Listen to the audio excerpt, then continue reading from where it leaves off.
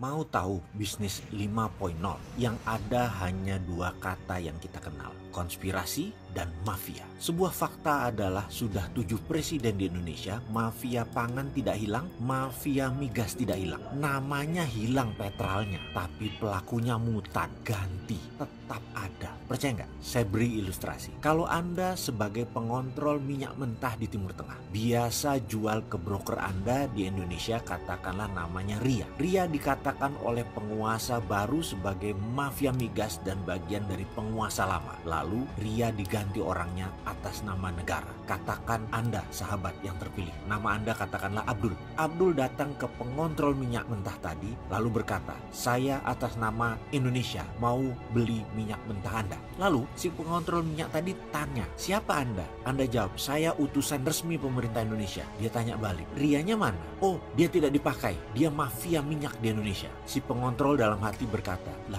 komisi saya siapa nanti yang bayarin? Biasanya ada di rekening Ria, sudah 10 tahun tinggal transfer. Ini orang polos bener, gak tahu kali ada komisi bisnis beginian. Kemudian si pengontrol minyak berkata, saya gak mau kalau gak pakai Ria. Oh, dia mafia minyak di Indonesia. Demikian Abdul berargumen. Si pengontrol minyak tadi diam saja, gak ada transaksi walaupun uang disodorkan. Si Abdul mulai pusing, stok minyak BBM Indonesia berkurang. Kalau setiap hari tidak masuk 800.000 barel, stok Indonesia kurang. Semakin lama bernegosiasi, semakin resikonya besar. Kesimpulan, cari minyak di negara lain deh. Itu yang ada di benaknya Abdul. Maka dia pulang ke Indonesia, dia cari sumber lain. Demikian penguasa baru berkata, kita tidak boleh kalah dengan mafia migas. Maka mulailah pakai sumber lain. Dengan bantuan Cina, dapat minyak mentah dari Afrika, lalu dikirim ke Indonesia. Ternyata tidak bisa di-refine, tidak bisa disuling karena mesin refinery Indonesia didesain khusus untuk spesifikasi minyak Timur Tengah. Dasar polos ya pejabat itu, gak ngerti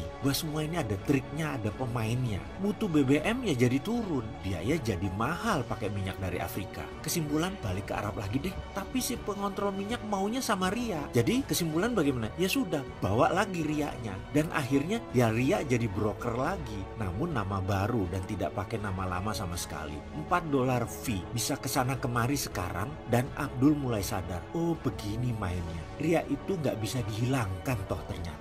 Konspirasi ini masuk dalam shadow business dan ini adalah bisnis 5.0 atau bisnis 5.0 yang mencengkram hampir di semua negara. Inilah yang ada dalam buku Joseph S. Nye yang mengisahkan secara gamblang dengan nama Sharp Power yang dibayangkan oleh banyak negara, atau dalam bahasa bukunya dia ditulis State Sponsored Conspiration, sebuah tindakan kemafiaan disponsori oleh korporasi besar multinasional yang di belakangnya adalah pejabat negara. Sayangnya tersering negaranya yang dimainkan oleh pejabat licik itu, yang pejabatnya memperkaya diri sendiri tadi, pandai ngumpet di balik nama baik pemimpinnya. Sekali lagi, inilah bisnis 5.0. Jadi wahai para pejabat, jangan naif-naif ya mengelola negara. Kita bicara Pertamina yang rugi 11 triliun sekarang atau bagaimana? Khusus Pertamina atau kerugian BUMN lainnya juga seperti PLN yang punya tagihan tidak bisa bayar lebih dari 650 triliunan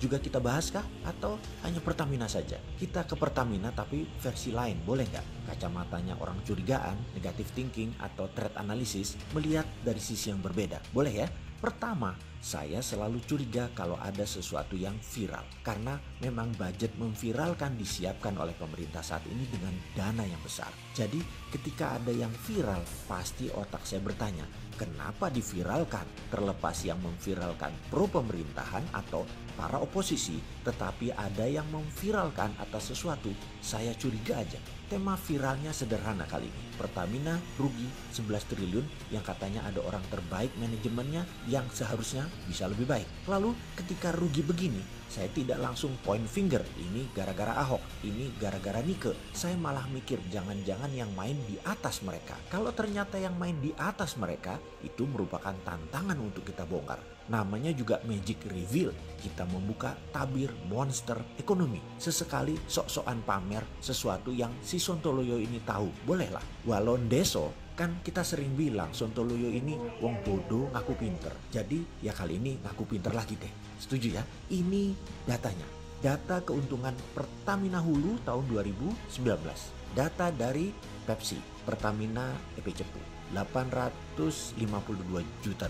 PEP 700 juta dolar, PHI 505 juta dolar, PHE 590 juta dolar, PGE 95,6 juta dolar. Yang totalnya adalah 2,743 miliar US dollar. Jadi kalau Hulu untung dan Pertamina rugi, maka yang membuat rugi adalah sisi pengelolaan minyak atau refinery, tangki storage, dan distribusi yang dipegang oleh Pertamina Pusat dan Pertamina Hilir. Dan ini keterampilan manajemen loh, bukan keterampilan engineering. Jadi engineering Pertamina Hulu perform dengan baik. Kita bahas sekarang kok rugi?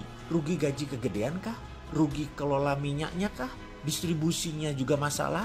Atau karena satu harga seluruh wilayah Indonesia? Di sini kita sebagai manusia yang tidak punya posisi, tidak punya jabatan, hanya modal cinta pada NKRI mendadak ingin bertanya, kenapa disuarakan Pertamina rugi? Jadi sekarang disuarakan seakan-akan Pertamina rugi besar. Jangan-jangan supaya hanya alasan agar seseorang atau pejabat yang berkuasa bisa mendapatkan legitimasi untuk bisa menjual perusahaan energi ini. Pastinya kalau dijual rugi, ya dijual dengan harga murah. Bukan begitu? Para oligarki. Setuju ya kalian ya? Sebentar lagi jangan-jangan ada yang mengusulkan penjualan aset ini. Di sisi propaganda sengaja dibuat viral biar rakyat ikhlas Pertamina dijual sebagian tentunya. Dan saya ucapkan terima kasih kepada hater pemerintah yang andalah paling berjasa membuat berita viral ini dijalankan karena dipasangkan dengan nama Ahok. Kalian itu memang kalau ada berita pengennya nge-share aja dan berbasis ketidaksukaan paling gampang dimainkan. Itulah makanya kata Ustadz, ingat, jaga hati, jaga pikiran.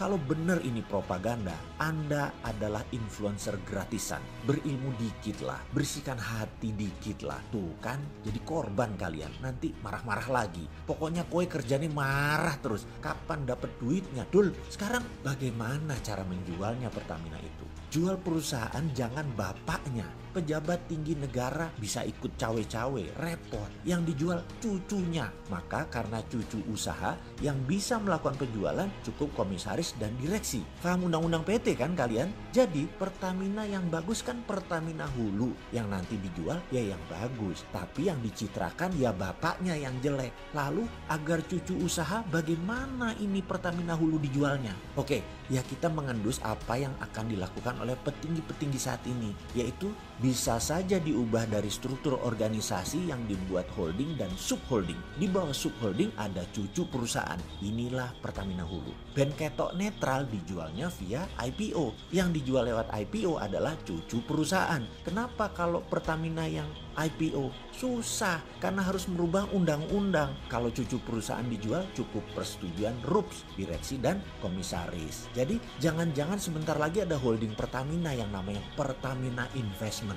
Organisasinya kecil tapi membuat Pertamina jadi anak usaha. Dan siapa yang punya keterampilan seperti ini? Ada di sekitar pejabat publik kah? Kalian gak bagi-bagi sih. Jadi aja si Sontoloyo ini bunyi walau cuman asumsi, dan mudah-mudahan asumsinya salah lagi seperti biasa. Rupanya perjuangan melawan globalis sekarang main shadow alias jadi pada ngumpet. Menarik banget ini. Asli data terbaru yang Bosman dapatkan membuat lumayan otak jadi loading. Intinya globalis menyikat habis lawannya begitu muncul di permukaan sehingga sampai harus ngumpet dan bermain dalam bayangan. Kita urai sedikit. Globalis saat ini main di permukaan, terang-terangan, terbuka, dan banyak kendali atas negara besar. Globalis tidak ada tutup-tutupan lagi. Kendali atas kepala negara di banyak negara dengan membuat mereka menang menggunakan alat voting yang globalis punya. Lalu pejabat baru tadi merupakan leng arm globalis. Kaki tangannya globalis. Benar-benar terbuka, benar-benar terang-terangan. Globalis di belakang Xi Jinping. Globalis di belakang Partai Demokrat Amerika. Benar-benar terang-terangan saat ini. Keingat ketika globalis masih muda di awal abad pertengahan dihajar monarki Perancis, dihajar strateginya Vatikan. Sekarang jadi terbalik. Waktu itu globalis berdarah-darah, diuber-uber dan diacak-acak oleh kaum nasionalis, kaum monarki,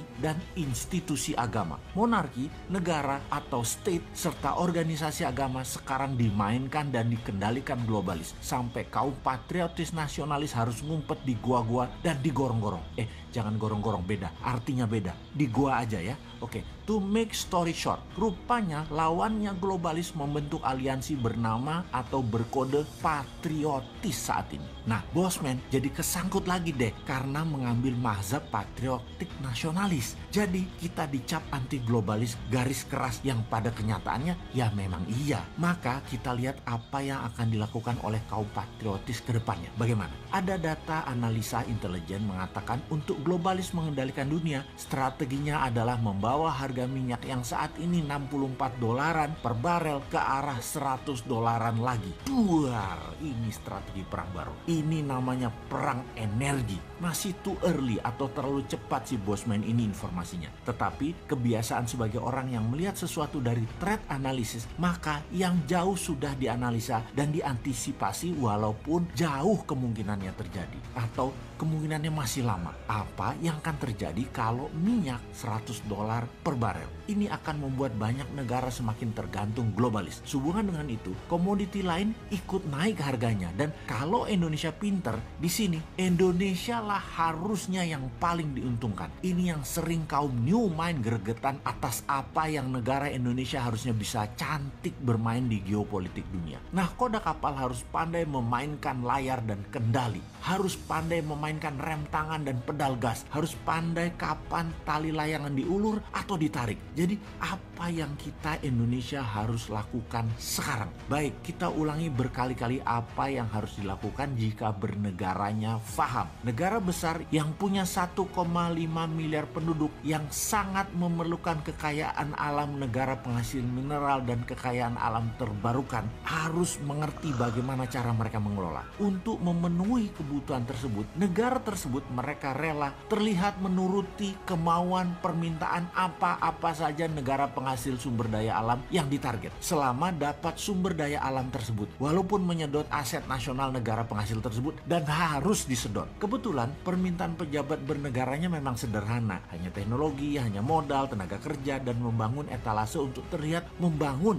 seperti jalanan, jembatan, bangunan statis-statis deh yang kalau nggak dipakai ya rugi bandar dan mereka nggak peduli. Pokoknya mereka bangun aja permintaan yang terlihat keren tadi. Kalau permintaannya lebih elegan dan pintar, misalnya mintanya yang dinamis, yang bergerak. Misalnya, ya kamu dapat sumber alam Indonesia, tetapi masuk perairan Indonesia, kapal-kapal kamu bayar asuransi. Pasti nggak bakal disetujui permintaan tersebut. Atau kami Indonesia, kalau beli barang dari negara kamu pakai rupiah ya, nggak pakai uang negara kamu. Nah itu baru NKRI garis lurus pejabatnya. Tapi sudahlah, mereka sedang menikmati enaknya jabatan. Nggak apa-apa juga. Si Sontoloyo ini hanya sirik aja, sudah goblok, nggak paham, nggak punya jabatan. Ya minggir aja deh lu. Untuk itu apa sih ide Mardigu Nation dalam situasi begini? Yang harus dilakukan adalah setiap gram hasil tambang mineral jadi solid barangnya menjadi underlying rupiah. Kita harus memiliki bursa komoditi spot price. Rupiah emas, rupiah nikel, rupiah osmium, rupiah palladium, rupiah thorium, rupiah koper,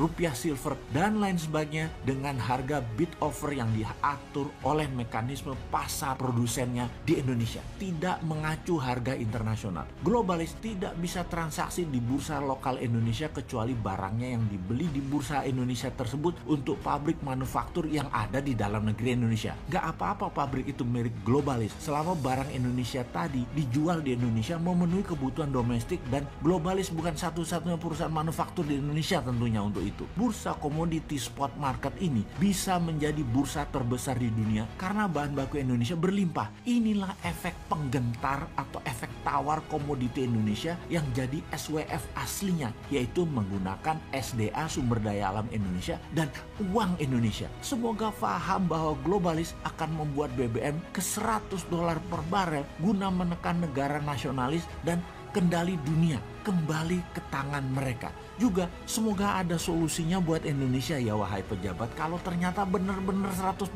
tercapai, jangan gelegepan lo nanti.